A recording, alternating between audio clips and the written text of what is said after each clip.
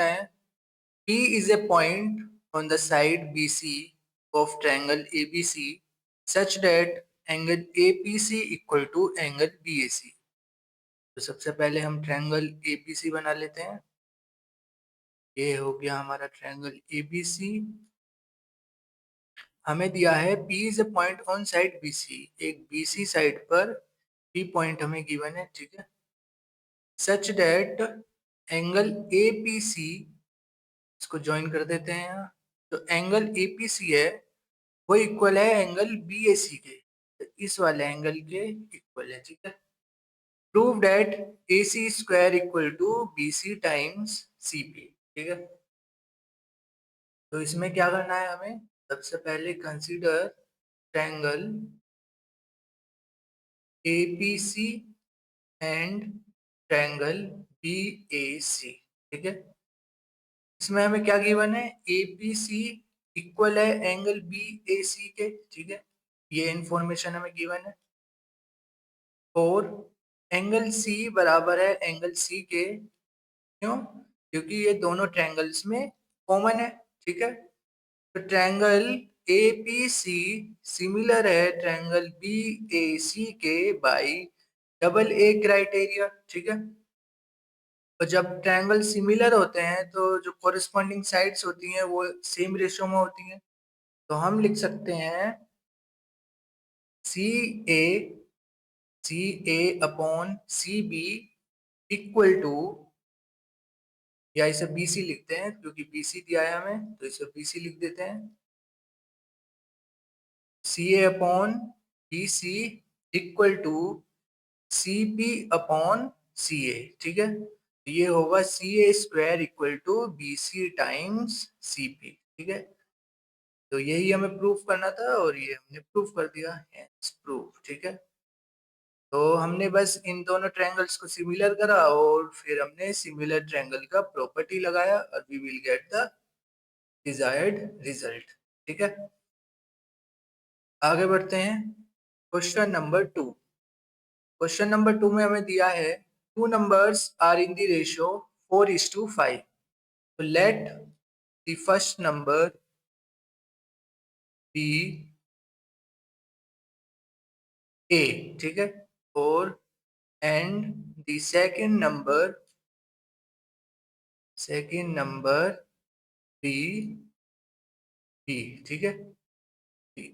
First number A हो गया और सेकंड नंबर बी हो गया, और इनका रेशियो हमें गिवन है 4:5, ठीक है। एंड देयर एचसीएफ इज 11, और एचसीएफ हमें क्या दिया है, 11 दिया है, ठीक है। एचसीएफ का क्या मतलब है, हाईएस्ट कॉमन फैक्टर, मतलब एक ऐसा फैक्टर जो ए बी को डिवाइड कर देगा, ठीक है। तो फ्रॉम दिस रिजल्ट हम ए बता सकते हैं कि ए नंबर क्या होगा, ए होगा हमारा 4 टाइम्स 11 का मल्टीपल होगा वो, क्योंकि जो हमारा एचसीएफ है ए बी का वो 11 है। तो इसका मतलब है जो ए नंबर है हमारा वो जरूर 11 का मल्टीपल होगा। तो हम इसे 11 से मल्टीप्लाई कर देते हैं, कि सबसे छोटा नंबर कौन सा है, हमें 11 दिया हुआ है। तो ए नंबर होगा हमारा, फर्स्ट नंबर होगा 44, तो सेकंड नंबर होगा हमारा 5 टाइम्स 11 इक्वल टू 55, ठीक है। तो हमने एचसीएफ से दोनों नंबर्स निकाल लिए। अब हमें क्या बताना है, find the LCM of these numbers. तो क्या फॉर्मूला होता है, HCF of A B times LCM of A B equal equal to A times B होता है, ठीक है। एचसीएफ हमें दिया है 11 टाइम्स, हमें एलसीएम बताना है ए बी का, और ए कितना है 44 टाइम्स 55, ठीक है। इसको यहाँ कैलकुलेट कर लेते हैं, तो एलसीएम होगा 44 टाइम्स 55 डिवाइडेड बाई 11, इससे कट कर देते हैं 4, ये होगा 220, ठीक है। तो LCM of A B would be 220, ये हमारा इसका फाइनल आंसर होगा, ठीक है। Simple question. आगे बढ़ते हैं। Question number 3, find the value of x for which sin a plus cosec a whole square plus cos a plus sec a whole square equal to x plus tan square a plus cot square a। तो इसमें हम क्या करते हैं, इसका whole square open कर लेते हैं पहले। ये होगा sin square a plus Kozak square a plus 2 times sign a Kozak a, ठीक है। और इसका भी ओपन कर लेते हैं, तो ये होगा cos square a plus sec square a plus 2 times cos a sec a equal to X plus tan square a plus cot square a, ठीक है। इसको फर्दर सोल्व करते हैं। तो sine square A cos square A क्या होगा 1, ये 1 हो जाएगा मिलके, प्लस देखो यहाँ लिखा है साइन ए और यहाँ लिखा है cosec A. Sine A equal to क्या होता है 1 अपॉन कोजेक ए, ठीक है। तो हम क्या लिख लेते हैं, साइन ए को हम 1 अपॉन कोजेक की फॉर्म में लिख लेते हैं, ठीक है। Cosec square A plus 2 times 1 upon Kozak A times Kozak ए, ठीक है। और ये इससे कैंसिल हो जाएगा, प्लस ये मिलके 1 हो गया था, सेक स्क्वायर है प्लस 2 टाइम्स। सिमिलरली हम इसको करेंगे, कोस ए क्या होता है 1 अपॉन सेक ए, तो इसको हम 1 अपॉन सेक ए लिख देते हैं, सेक ए, और ये इससे कैंसिल हो जाए। तो राइट हैंड साइड है हमारी x plus tan square A plus cot square A, ठीक है। तो ये होगा अब 1 प्लस 2 ये होगा, और एक 2 यहाँ से मिलेगा हमें, ठीक है, प्लस अब हम क्या करते हैं, tan square A cot square A को हम लेफ्ट हैंड साइड लेके आते हैं।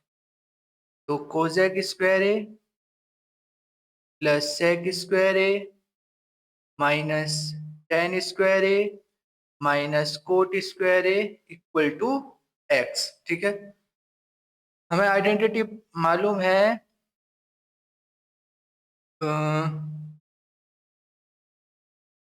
Kozak square A minus cot square A क्या होता है 1, और sec square A minus tan square A क्या होता है, ये भी 1 होता है, ठीक है। तो हम इन दोनों आइडेंटिटी का यूज करके हम इसको चेंज करेंगे। अब देखो सेक square A minus cot square ए, नहीं टेन चाहिए ना, तो सेक square A minus tan square ए मिलके 1 हो जाएगा, और Kozak square A minus cot square ए मिलके क्या हो जाएगा 1 हो जाएगा। तो हम इसको लिख सकते हैं, ये हो गया 4 और 1 5 प्लस एक 1 तो यहाँ से आएगा और एक 1 इनको कोलैब करने से आएगा, तो ये हो गया, ठीक है। इनको ऐड अप कर लेते हैं सबको, तो ये हो गया 6 और 7, तो एक्स का वैल्यू क्या होगा 7। बहुत ही आसान क्वेश्चन है, बस ये 3 आइडेंटिटीज का हम यूज कर रहे हैं इसमें। आगे बढ़ते हैं, question number 4, again a simple question. हमें बस ट्रिग्नोमेट्रिक वैल्यूज पता होनी चाहिए, ठीक है। तो देखते हैं कैसे करना है इसको। तो ऊपर दिया है हमें 3 sine 30 degree minus 4 sine cube 30 degree divided by, इसमें हम क्या करते हैं 2 कॉमन ले लेते हैं, ब्रैकेट में बचेगा sine square 50 degree plus cos square 50 degree, ठीक है। और एक आइडेंटिटी हमने अभी देखा था, कोस square A plus sign square A क्या होता है 1। ये कब 1 होता है, जब ये एंगल हमारा सेम है, ठीक है। और हम यहाँ देखें तो हमें एंगल सेम है और साइन स्क्वायर कोस स्क्वायर भी गिवन है, तो हम इसको क्या लिख सकते हैं, हम इसे 1 लिख सकते हैं, ठीक है। तो ये हो जाएगा 1 minus 4 sine cube 30 degree divided bye 2, ठीक है, 2 टाइम्स ये 1 हो जाएगा, ओके। साइन 30 का वैल्यू क्या होता है? साइन 30 का वैल्यू होता है 1/2। तो इसे हम यहाँ पुट कर देंगे, ये होगा 3 टाइम्स 1/2 माइनस 4 टाइम्स 1/2 इसका क्यूब डिवाइडेड बाय 2।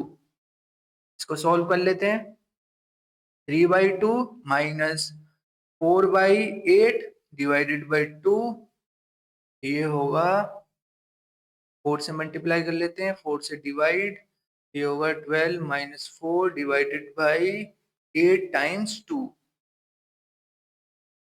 8/8 टाइम्स 2, 8 से 8 कैंसिल, तो आंसर वुड बी 1/2। ठीक है, तो इसका क्या वैल्यू होगा? इसका वैल्यू होगा 1/2। ठीक है, आगे बढ़ते हैं। Question number 5। क्वेश्चन नंबर 5 है प्रोबेबिलिटी से। इसको देखते हैं क्या पूछा है इसमें। Two friends, Anil and Ashraf, were born in the December month in the year 2010. To find the probability that they share same date of birth. और सेकंड पार्ट है they have different dates of birth. ठीक है, तो सबसे पहले पहला part करते हैं। Probability of they share same date of birth, ये क्या होगा? सबसे पहले नीचे लिखते हैं टोटल फेवरेबल आउटकम्स कितने हैं। ठीक है, देखो दिसंबर मंथ में होते हैं 1 से लेके 31 दिन। तो दिसंबर, तो 1 से लेके पहले पार्ट में बोला है इन्होंने they share same date of birth, मतलब उनका एक दिन ही, मतलब उन दोनों का जो डेट ऑफ बर्थ है वो एक दिन है। ठीक है, मतलब 1 से 31 तक वो कोई भी हो सकती है। तो टोटल फेवरेबल आउटकम्स कितने हैं? 1 से 31 कुछ भी हो सकता है, ये हो गया 31। और डेट ऑफ बर्थ तो एक ही होगी ना, या तो एक होगी या दो होगी या तीन होगी या चार होगी या पांच होगी या छह होगी या सात होगी, एंड सो ऑन 31 कुछ भी हो सकती है। तो फेवरेबल आउटकम्स कौन सा है हमारा? वो होगा 1। ठीक है, 1/31 होगी probability they share same date of birth. Second part में पूछा है हमसे they have different dates of birth. तो probability of they share same date of birth plus probability of they have different date of birth, इन दोनों का सम क्या होगा? इन दोनों का सम होगा 1। तो हमें बताना है probability they have different date of birth, ये होगा 1 minus they have same date of birth. ठीक है, तो जब सेम डेट ऑफ बर्थ है उसका प्रोबेबिलिटी क्या है? 1/31, ये हो गया 30/31। ठीक है, ये पहले वाले का होगा 1/31 और सेकंड का होगा 30/31। ठीक है, आगे बढ़ते हैं क्वेश्चन नंबर 6। क्वेश्चन नंबर 6 में हमसे पूछा है the cost of 2 kg apples and 1 kg of grapes on a day was found to be 320। ठीक है, the cost of 4 kg apples and 2 kg grapes was found to be 600. If the cost of 1 kg apples and 1 kg of grapes is rupees X and Y respectively, तो इस information को हम यहाँ लिख लेते हैं। तो 1 kg एप्पल की जो कॉस्ट है वो है ₹X और 1 kg ग्रेप्स की जो कॉस्ट है वो है ₹Y। ठीक है, इन्होंने हमसे पूछा है represent the given situation algebraically as a system of equations. तो हमें इस इंफॉर्मेशन को सिस्टम ऑफ इक्वेशंस में रिप्रेजेंट करना है। ठीक है, तो पहली इक्वेशन मिलेगी हमें इस स्टेटमेंट से और दूसरी इक्वेशन मिलेगी हमें इस वाले स्टेटमेंट से। ठीक है, तो अगेन रीड करते हैं क्या क्या है स्टेटमेंट। पहला स्टेटमेंट है the cost of 2 kg apples and 1 kg of grapes on a day was found to be 320। ठीक है, तब 2 किलो एप्पल और 1 kg ग्रेप्स, इन दोनों की जो टोटल कॉस्ट है वो 320 है। ठीक है, हमें पता है 1 kg एप्पल की कॉस्ट एक्स है, तो 2 kg एप्पल की कॉस्ट क्या होगी? 2x। ठीक है,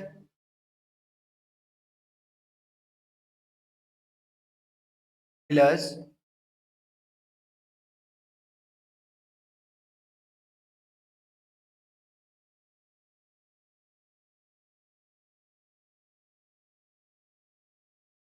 1 kg एप्पल की कॉस्ट x है, तो 2 kg एप्पल की कॉस्ट क्या होगी? 2x प्लस 1 kg ग्रेप्स की कॉस्ट कितनी है? y, और इन्होंने भी 1 kg ग्रेप्स बोला है, तो ये y हो गया। और ये टोटल कॉस्ट कितनी की गिवन है हमको? ये टोटल कॉस्ट है हमारी 320। ठीक है, ये हो गया पहला इक्वेशन। और दूसरा इक्वेशन होगा the cost of 4 kg apples and 2 kg grapes was found to be 600। तो एक एप्पल की कॉस्ट कितनी है? x, तो 4 kg एप्पल की कॉस्ट कितनी होगी? 4x प्लस 1 kg ग्रेप्स की जो कॉस्ट है वो y है, तो 2 kg ग्रेप्स की कॉस्ट क्या होगी? 2y। और ये टोटल कॉस्ट कितनी है? 600। तो ये हो गया हमारा सेकेंड इक्वेशन। ठीक है, तो इन्होंने बोला था हमसे represent the given situation algebraically as a system of equations, तो ये हमने रिप्रेजेंट कर दिया। ठीक है, और आगे दिया है हमें check whether the system so obtained is consistent और नॉट। कंसिस्टेंट सिस्टम का क्या मतलब होता है? कंसिस्टेंट सिस्टम का मतलब होता है तो ये दोनों इक्वेशंस हैं, इनके सॉल्यूशन या तो यूनिक है या इनफाइनाइट मैनी सॉल्यूशंस हैं। ठीक है, और ये कैसे चेक करते हैं हम? इनको चेक करने का जो तरीका होता है वो होता है, यूनिक सॉल्यूशंस के लिए क्या होता है? a1 divided by a2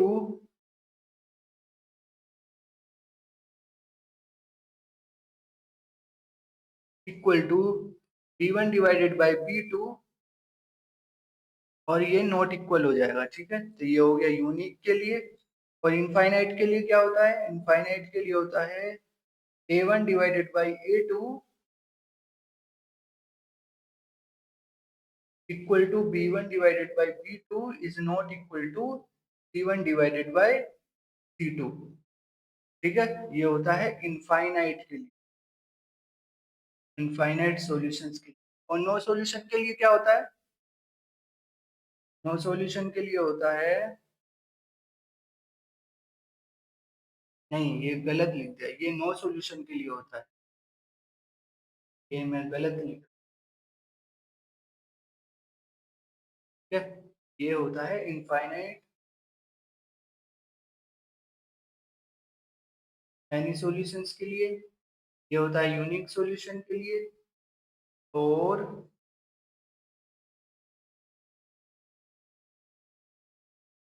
no solution के लिए होता है a1 divided by a2 equal to b1 divided by b2 is not equal by c2। होता है नो सॉल्यूशन के लिए। नो सॉल्यूशन क्या होते हैं हमारे? इनकंसिस्टेंट, इनकंसिस्टेंट, ये पता होना चाहिए।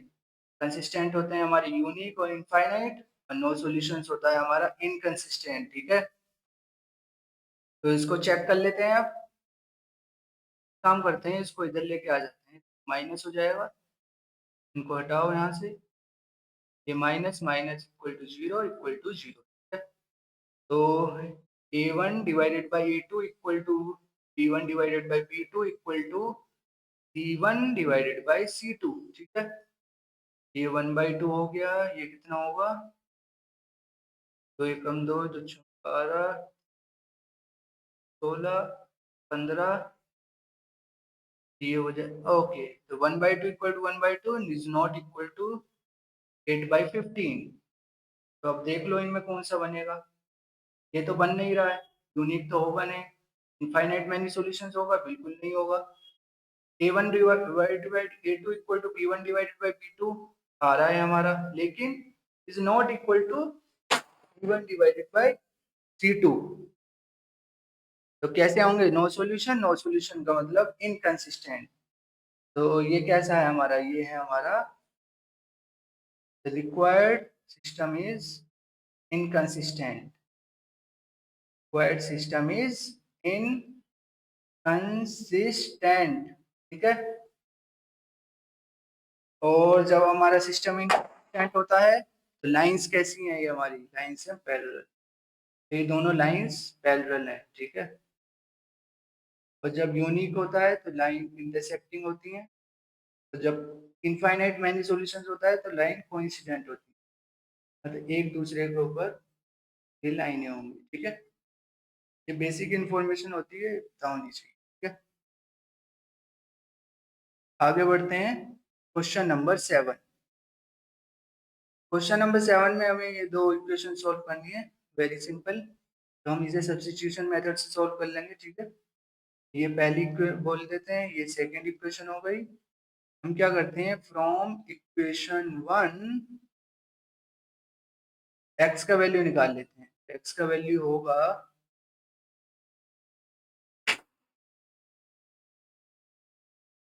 √2x equal to 5 minus √3y, और x का वैल्यू होगा 5 माइनस √3y डिवाइडेड बाई √2, ठीक है। इसको हम पुट कर देते हैं, पुट इन इक्वेशन 2। तो √3 times 5 minus √3y divided by √2 minus √8y equal to minus √6। y को सॉल्व कर लेते हैं, तो ये होगा 5 √3 minus 3y divided by √2 minus √8 y equal to minus √6। LCM ले लेते हैं, तो ये होगा 5 √3 minus 3y minus root of 16y equal to minus √12, ठीक है। इसको फर्दर सॉल्व कर लेते हैं।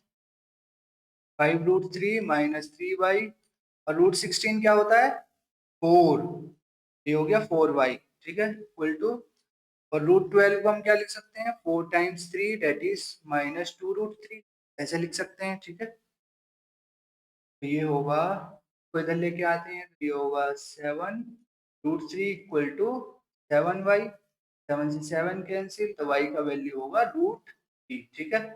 अब हम y का वैल्यू इक्वेशन नंबर 3 में पुट कर देते हैं। पुट इन इक्वेशन नंबर 3 का वैल्यू होगा 5 माइनस √3 टाइम्स √3 डिवाइडेड बाई √2, ये होगा 5 माइनस 3 डिवाइडेड बाई √2, 2 बाई √2, √2 से मल्टीप्लाई करते हैं, √2 से डिवाइड करते हैं, तो ये होगा 2 बाई √2, √2 क्या होता है? 2, 2 से 2 कैंसिल, तो x का वैल्यू होगा √2, ठीक है। तो हमारे जो रिक्वायर्ड सॉल्यूशंस होंगे, एक तो होगा ये और एक होगा ये, ठीक है। तो x की वैल्यू है इसमें, x की वैल्यू है √2 और y की वैल्यू है √3, ठीक है। Simple question. आगे बढ़ते हैं क्वेश्चन नंबर 8। तो ये है हमारा कोऑर्डिनेट ज्योमेट्री से। इसमें देखते हैं क्या पूछा है हमसे। The coordinates of the end points of the line segment A B are -2 -2 and B के पॉइंट्स हैं 2, -4। एक लाइन सेगमेंट बना लेते हैं।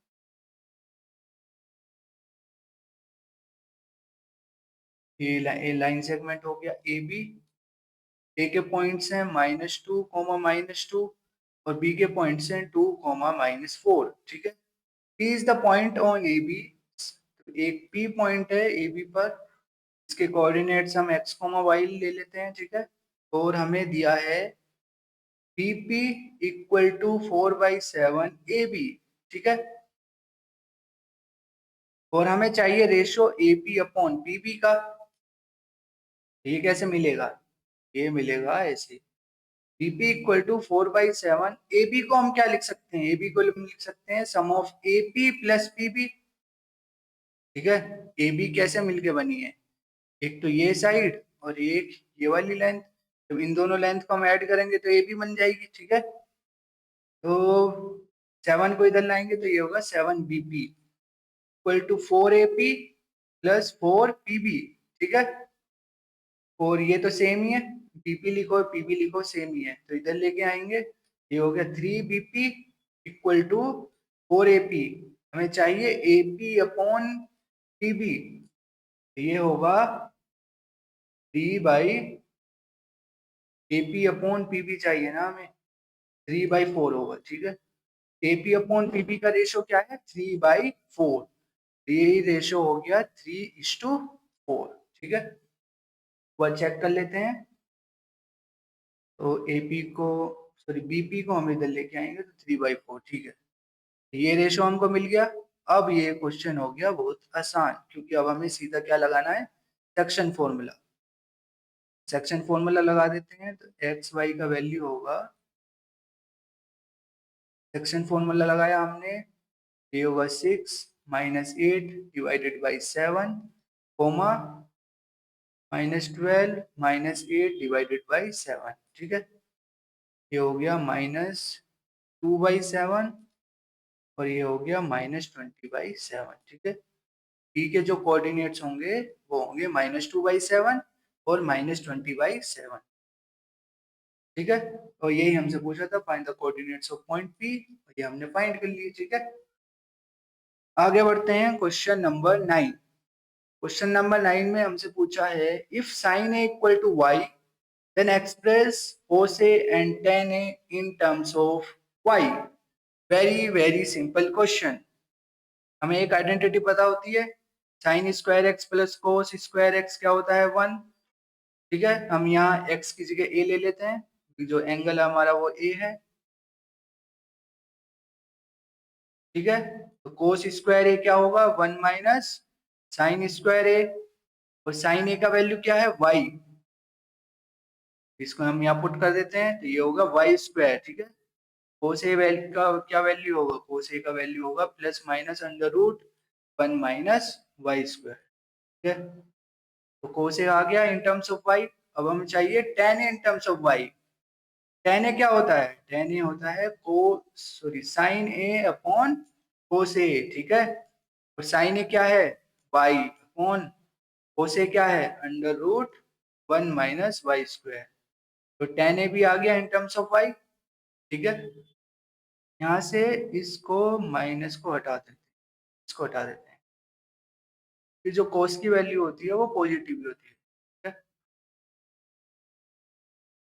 तो ये हमारा इसका आंसर हो गया, ओके। आगे बढ़ते हैं, क्वेश्चन नंबर 10। क्वेश्चन नंबर 10 में हमसे पूछा है, AD and PS are medians of triangle ABC and PQR respectively such that ABD similar है ट्रायंगल PQS के। Prove that ABC similar to triangle PQR। सबसे पहले ट्रायंगल बना लेते हैं ABC, ABC ट्रायंगल हो गया, और दूसरा ट्रायंगल है PQR, PQR, ठीक है। ABC में AD जो है वो मीडियन है, और PQR में PS मीडियन है, ठीक है। AD मीडियन हो गया, मीडियन ऑफ ट्रायंगल ABC, और PS क्या है, मीडियन ऑफ ट्रायंगल PQR, ठीक है। मीडियन का मतलब होता है ये जो पॉइंट है D, ये BC साइड को 1:1 में डिवाइड कर रहा होगा, ठीक है। सिमिलरली ये होगा, तो इसका मतलब it means BD equal to DC and QS equal to SR, ठीक है, राइट। आगे दिया है हमें, सच दैट ट्रायंगल ABD, ये वाला ट्रायंगल सिमिलर है ट्रायंगल PQS के, इस वाले ट्रायंगल के, ठीक है। ट्रायंगल ABD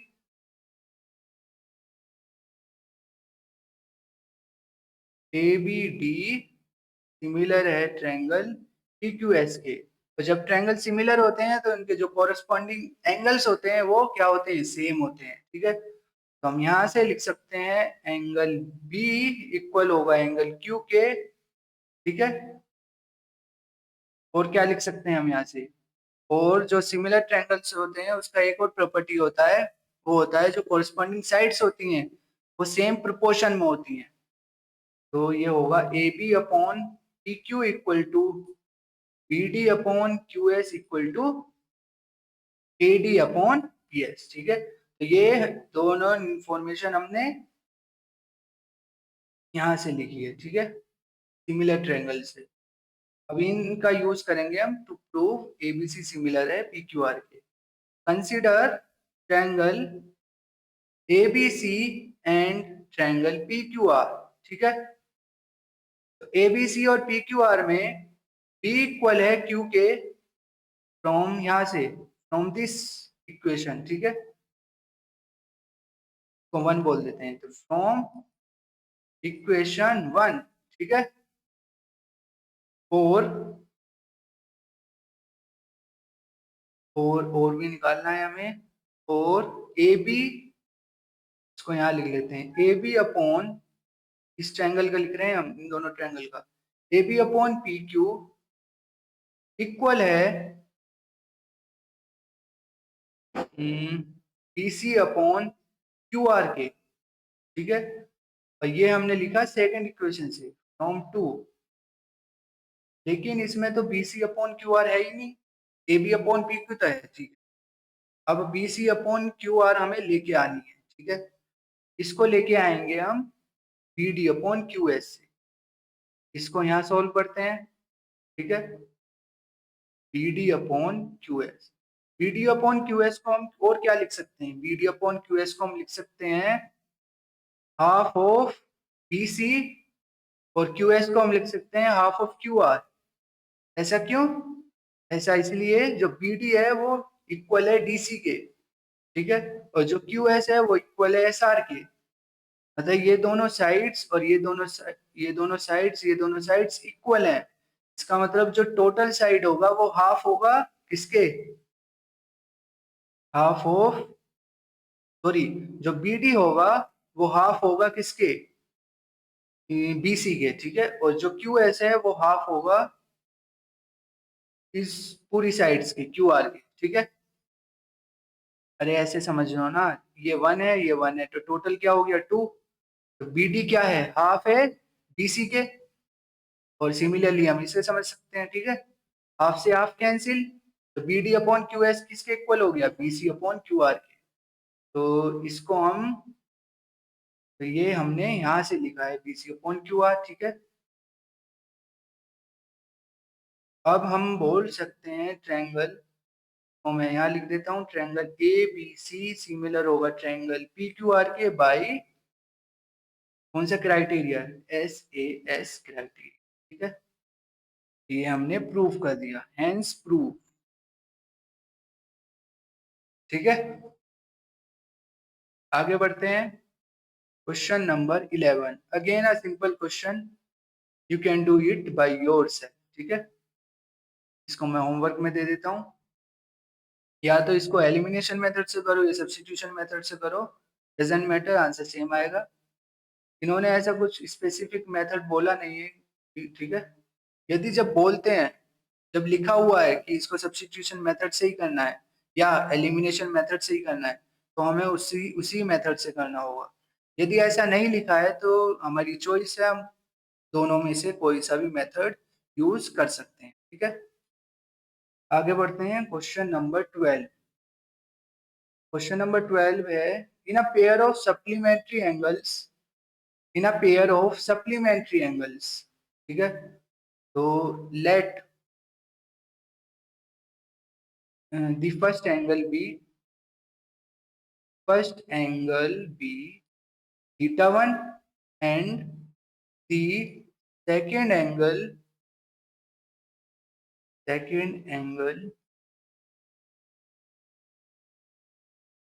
be theta 2, ठीक है। तो थीटा 1 प्लस थीटा 2 क्या होगा, 180 डिग्री, क्यों कि ये क्या है, सप्लीमेंट्री एंगल्स पेयर है, ठीक है। पहला इक्वेशन हमारा हो गया ये, ठीक है। आगे देखते हैं क्या लिखा हुआ है, the greater angle exceeds the smaller by 50 degree. तो हम एज्यूम कर लेते हैं जो थीटा 1 है वो ग्रेटर देन है थीटा 2 के, ठीक है, या हम थीटा 2 भी बोल, या आप इसको ऐसे भी एज्यूम कर सकते हैं थीटा 2 ग्रेटर देन थीटा 1 के, डजंट मैटर, कोई सा भी चूज करो आंसर सेम आएगा। तो मैं इसको ले लेता हूँ, ठीक है, मैं एज्यूम कर लेता हूँ थीटा 1 बड़ा है थीटा 2 के, ठीक है। तो अब हम इसका यूज करेंगे टू फॉर्म सेकंड इक्वेशन। तो इन्होंने लिखा है the greater angle exceeds the smaller by 50 degree. तो जो मतलब जो बड़ा एंगल है, मतलब जो हमारा थीटा 1 है वो 50 डिग्री ज्यादा है किससे, छोटे एंगल से, ठीक है। ये हो गया सेकंड। आगे लिखा है इन्होंने express the given situation as a system of linear equation, ठीक है, ये हमने शो कर दिया। And hence obtain the measure of each angle. अब हमें इसे सोल्व भी करना है। सोल्व करना तो आसान है, हम क्या करते हैं थीटा 1 का वैल्यू इक्वेशन में पुट कर देते हैं। Put the value of theta 1 in equation 1, ठीक है। ये होगा theta 2 plus 50 degree plus theta 2 equal to 180 degree. ये होगा 2 theta 2 equal to 130 degree. Theta 2 होगा 65 डिग्री, ठीक है। थीटा 2 का वैल्यू हम पुट कर देते हैं, पुट इन इक्वेशन 2। ये होगा theta 1 equal to 65 degree plus 50 degree equal to 115 degree, ठीक है। ये हमारा इसका रिक्वायर्ड सॉल्यूशंस होगा, ठीक है? आगे बढ़ते हैं क्वेश्चन नंबर 13। क्वेश्चन नंबर 13 में हमसे पूछा है use the identity sin square A plus cos square A equal to 1 to prove that tan square A plus 1 equal to sec square A. तो हमें इस आइडेंटिटी का यूज करके इसको प्रूव करना है। ये तो बहुत सिंपल है, हम क्या करते हैं कोस स्क्वायर ए से डिवाइड कर देते हैं, divide by cos square A both side, ठीक है। तो ये होगा sin square A plus cos square A plus cos square A divided by cos square A equal to 1 upon cos square A, ठीक है। इससे ही कैंसिल हो जाएगा और sin square A upon cos square A क्या हो जाएगा tan square A plus 1 equal to, और 1 अपॉन कोस स्क्वायर ए क्या होता है सेक स्क्वायर ए, ठीक है। तो ये आइडेंटिटी हमारा प्रूव हो गया, हेंस प्रूव। आगे लिखा है इन्होंने find the value of tan A when sec A equal to 5/3, ठीक है। तो हम क्या करते हैं सेक ए का वैल्यू इस वाली जो ये वाली जो आइडेंटिटी है इसमें पुट कर देते हैं, ठीक है। तो tan square A plus 1 equal to 5/3 whole square. ये होगा tan square A plus 1 equal to 25/9। Tan square A equal to 25/9 minus 1। Tan square A equal to 25 minus 9/9, ये होगा 16/9। टेन ए का वैल्यू होगा 4/3, ठीक है। यही हमें निकालना था टेन ए का वैल्यू, हमने निकाल लिया 4/3, ठीक है। एक सिंपल क्वेश्चन फ्रॉम ट्रिग्नोमेट्री, इसमें तो कुछ करना ही नहीं था, कोस स्क्वायर ए से डिवाइड करना था बस, ठीक है। आगे बढ़ते हैं क्वेश्चन नंबर 14। क्वेश्चन नंबर 14 में हमसे पूछा है prove that the abscissa of A point P which is equidistant from points with coordinates 7 1 and B के coordinates हैं 3 5 is 2 more than its ordinate, ठीक है। तो क्या बोला है इसने बोला है जो P पॉइंट है हमारा एक्स वाई, ठीक है, इसका जो एब्सिसा है मतलब जो x है वो 2 ज्यादा है इसके ऑर्डिनेट से। ये हमें प्रूफ करना है, वी हैव टू प्रूव, ये हमें प्रूफ करना है, ठीक है। और इन्होंने बोला है जो पॉइंट P है वो इक्वल डिस्टेंस है from points A and B से। तो जो पॉइंट P है वो इक्वल डिस्टेंस है A से भी और B से भी, ठीक है। इसका मतलब P है इक्वल टू PB। तो डिस्टेंस फॉर्मूला लगा देते हैं इसमें। तो ये होगा x-7 whole square plus y-1 whole square equal to x-3 whole square plus y-y whole square, ठीक है। अंडर रूट कैंसिल ही हो जाएगा तो उसको लगाने की जरूरत नहीं है, ठीक है। इसको ओपन कर लेते हैं तो ये होगा x square plus 49 minus 14x plus y square plus 1 minus 2y equal to x square plus 9 minus 6y, sorry 6x, ये होगा x plus 25 plus y square minus 10y, ठीक है। एक्स स्क्वायर से ये कैंसिल हो गया, वाई स्क्वायर से ये वाला वाई स्क्वायर कैंसिल हो गया, बाकी सब टर्म्स को कोलैब कर लेते हैं। 49 प्लस 1 क्या होता है 50 minus 14x minus 2y equal to, और ये कितना होगा 25 प्लस 9 कितना होता है 34, ठीक है, माइनस 6x माइनस 10y। अब क्या करते हैं हम इसमें, हमें x equal to 2 plus y लाना है, तो हम x को एक तरफ ले लेते हैं और y को दूसरी तरफ। तो ये होगा 50 minus 34 minus 2y plus 10y equal to 14x minus 6x, ठीक है। तो ये होगा 50 माइनस 34 कितना होता है 16, ठीक है। और माइनस 2y प्लस 10y होगा 8y equal to 14x minus 6y कितना होगा 8x, ठीक है। 8 कॉमन ले लेते हैं तो ये होगा 2 plus y equal to x। ये हो गया hence proof. Okay, simple question, बस इसमें डिस्टेंस फॉर्मूला का यूज करना था हमें, ठीक है। आगे बढ़ते हैं क्वेश्चन नंबर 15। क्वेश्चन नंबर 15 में हमसे बोला है the number of red balls in a bag is 3 more than the number of black balls. तो हम क्या करते हैं, सबसे पहले एज्यूम कर लेते हैं, लेट कर लेते हैं, let number of red balls be x, ठीक है, and the number of black balls be y, ठीक है। तो टोटल नंबर ऑफ बॉल्स कितनी होंगी, total number of balls would be x plus y, ठीक है। और हमें दिया है जो नंबर ऑफ रेड बॉल्स हैं is 3 more than the number of black balls, तो जो x है वो y प्लस 3 है, ठीक है। ये हो गया पहला इक्वेशन। आगे दिया है if the probability of drawing a red ball at random from the given bag is 12 by 23, probability of red balls क्या होगी, ये होगी x upon total number of balls x plus y, और ये हमें दिया है 12 बाई 23, ठीक है। ये हो गया सेकेंड इक्वेशन। तो हमें बताना है टोटल नंबर बॉल्स, तो हमें एक्स वाई का वैल्यू निकालना है और फिर उन्हें ऐड अप कर देना है, we will get total number of balls, ठीक है।